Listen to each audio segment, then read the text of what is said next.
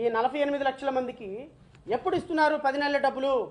పవన్ కళ్యాణ్ మీరు సమాధానం చెప్పి తీరాలి. ఉమ్మడి మేనిఫెస్టోని మీరు కూడా ఎండార్స్ చేశారు, జన సైనికులు ఎండార్స్ చేశారు, వీర మహిళలు ఎండార్స్ చేశారు. నిన్న ఎవరో నాదండ్ల మనోహర్ మాట్లాడుతున్నారు, అసలు పవన్ కళ్యాణ్ లేకపోతే కూటమి ప్రభుత్వమే లేదంట. కరెక్టే. ప్రజలని మోసం చేయటంలో మోసం చేసిన సింహభాగం పవన్ కళ్యాణ్. ఈరోజు రాష్ట్రం ఆర్థిక ప్రగతి తెలిసి కూడా కేంద్ర ప్రభుత్వంలో అత్యంత కీలకమైనటువంటి వ్యక్తిగా ప్రధానమంత్రి, హోమ్ మినిస్టర్లో భారతీయ జనతా పార్టీతో మీరు చాలా చాలా చాలా చాలా పర్సనల్గా అంటకాగుతూ ఈ రాష్ట్రానికి ఒక్క రూపాయి కూడా నిధులు తెప్పించే అవకాశం లేకుండా చేసి ఈ రాష్ట్ర ప్రజలను మోసం చేస్తున్నటువంటి Pavan Kalyan, you are the main culprit. ఈ రాష్ట్రంలో కూటమి ప్రభుత్వం ఏర్పడడానికి you are the main culprit.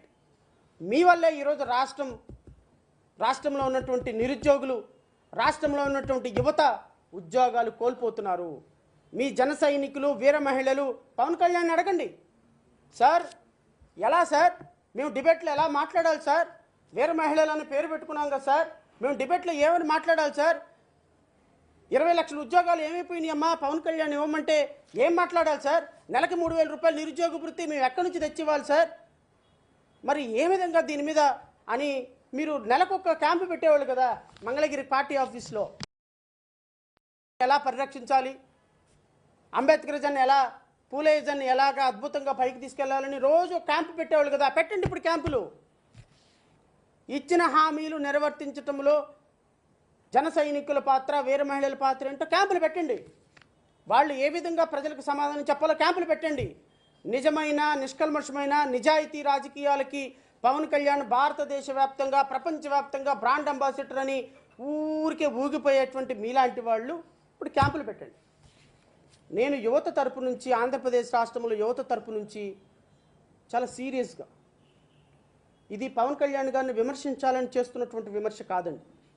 ఒక తల్లి ఆవేదన, ఒక తండ్రి ఆవేదన. నా దగ్గరికి నిన్న ఒక క్లయింట్ వచ్చారు. పాపం చాలా కొడుకుని ఇంజనీరింగ్ చదివించుకున్నారు, ఉద్యోగాలు లేవు. పోనీ ఏదైనా ఊరు పంపిద్దామంటే ఇద్దరు తల్లిదండ్రులకు ఒక్కడే కొడుకు.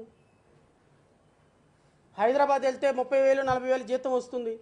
ఆ అబ్బాయి అక్కడ ఉండటానికే సరిపోతుంది, కానీ ఇక్కడ తల్లిదండ్రులకి కష్టం వస్తే ఎవరో లేరు. నేను అన్నా, ఎందుకండి ఈ వయసులో ఇంత కష్టపడుతున్నారు, మీ అబ్బాయికి ఏదో ఒక ఉద్యోగం చూడొచ్చు అంటే, మా ఆవిడకి హెల్త్ బాగోదండి, ప్రతి సందర్భంలో మాకు ఎవరో ఒకళ్ళు అవసరం. నా కొడుకును ఉద్యోగానికి పంపిస్తే నా భార్య పరిస్థితి ఏంటి? ఏదో ఒక రకంగా వాడు ఉద్యోగం లేకుండా ఇక్కడే ఉంటున్నాడు, ఇక్కడ ఏదైనా ఉద్యోగం దొరికితే 10,000కైనా ఉద్యోగం చేసుకుంటున్నాడని కళ్ళనీళ్ళు పెట్టుకొని చెప్పినప్పుడు ఆ తల్లిదండ్రుల బాధలో నాకు నిజం ఉందనిపించింది. ఎస్, మీరు ఆ పిల్లవాడికి ఉద్యోగం కల్పించలేనప్పుడు ఇంజనీరింగ్ కాలేజ్ ఎందుకు పెట్టారు? బీటెక్ ఎందుకు చదివించారు?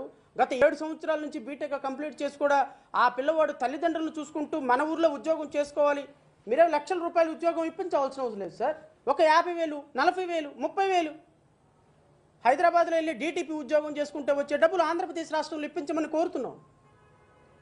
కనీసం 10,000 రూపాయలు ఉద్యోగం ఇప్పించగలిగిన పరిస్థితుల్లో ఈ రాష్ట్ర ప్రభుత్వాలు లేవు అంటే 2025 సంవత్సరంలో మనం ఎక్కడున్నామని ఓటర్ అర్థం చేసుకోవాలనేది నా తపన.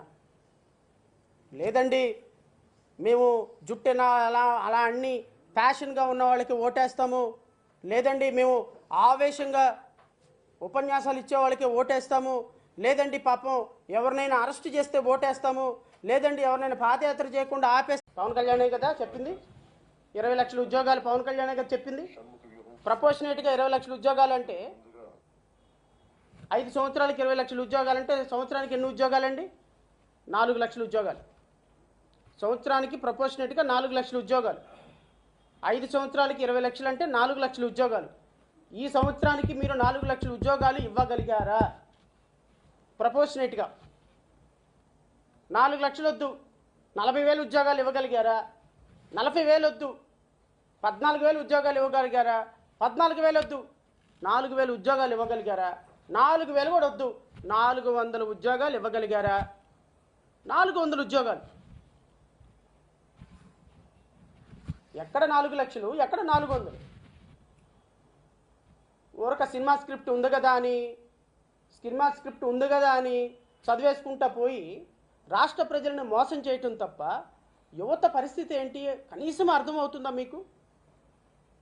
తల్లిదండ్రులు తీసుకొచ్చే 200, 300, 500 రూపాయలకి ఆశపడి ఎక్కడికెక్కడో కూటమి ప్రభుత్వం మాకు ఉద్యోగాలు ఇస్తుందని హైదరాబాద్ వెళ్ళి, విశాఖపట్నం వెళ్ళి లైబ్రరీలో కూర్చొని చదువుకొని గ్రూప్ 1 ఉద్యోగాలు వస్తాయి, గ్రూప్ 2 ఉద్యోగాలు వస్తాయి, లేకపోతే ఇంకొక క్లాస్ 4 ఉద్యోగాలు వస్తాయి, టీచర్ ఉద్యోగాలు వస్తాయి, డిఎస్సి ఉద్యోగాలు వస్తాయి.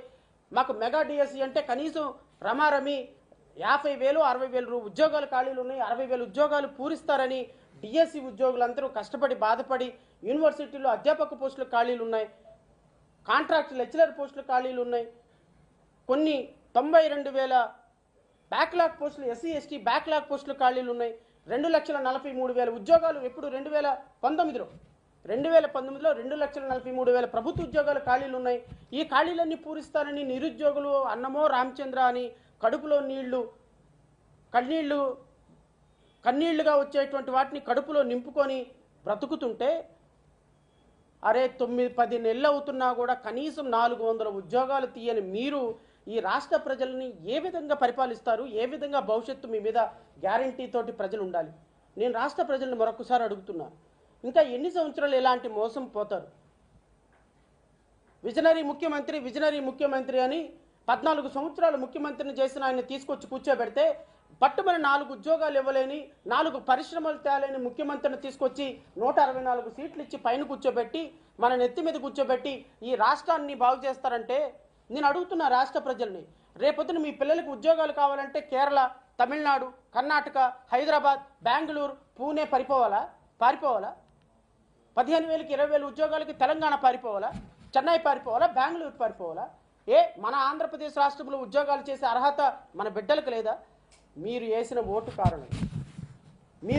ఓటు కారణంగా 5,000 ఇస్తున్నారు, 10,000 ఇస్తున్నారు, చంద్రబాబు నాయుడు అరెస్ట్ చేశారు, అయ్యో నారా లోకేష్ పాదయాత్రను అడ్డుకున్నారు, అయ్యో పవన్ కళ్యాణ్ రాష్ట్రంలోకి ఎంటర్ కాకుండా అడ్డుకున్నారని ఎమోషనల్ కనెక్టివిటీకి వెళ్ళిపోయి ఇట్లాంటి దరిద్రులందరికీ అధికారం ఇచ్చి 90,000 లక్ష ఓట్ల మెజారిటీతో గెలుపొందిస్తే ఈ రాష్ట్ర భవిష్యత్తు ఇలా కాక ఇంకెలా ఉంటుందనేది రాష్ట్ర ప్రజలు ఆలోచించడం. ఈ రాష్ట్రానికి ఇక పరిపాలన వద్దా? ఈ రాష్ట్రానికి ఒక ఒక ఒక ఒక విజనరీ లీడరు, ఒక యంగ్స్టర్సు, చదువుకున్న వాళ్ళు, అవినీతి చేయని వాళ్ళు, ప్రతి ఒక్క రూపాయిని రాష్ట్ర ఆర్థిక ప్రగతి కోసం ఉపయోగించే వాళ్ళని మీరు నాయకులుగా ఒప్పుకోరా? మీకు అవసరం లేదా? మీకు ఒక 50 కోట్లు 100 కోట్లు ఖర్చు పెడితే ఒక ఎమ్మెల్యే, మళ్ళీ ఎమ్మెల్యే అయిన తర్వాత ఎంతైనా దోచుకొని ఇంకో ఇలాంటి హామీలు ఇచ్చి సొల్లు కబుర్లు చెప్పి ఉపన్యాసాలు ఇస్తే చాలు, ఎన్ని అబద్ధాలైనా నమ్మేస్తాం మనం. యువతకి నెలకి 3,000 రూపాయలు, ఈ 10 నెలల డబ్బులు మీరు ఎప్పుడు ఇస్తున్నారని అడుగుతున్నాను. ఈ 48 లక్షల మందికి ఎప్పుడు ఇస్తున్నారు 10 నెలల డబ్బులు? పవన్ కళ్యాణ్ మీరు సమాధానం చెప్పి తీరాలి. ఉమ్మడి మేనిఫెస్టోని మీరు కూడా ఎండార్స్ చేశారు.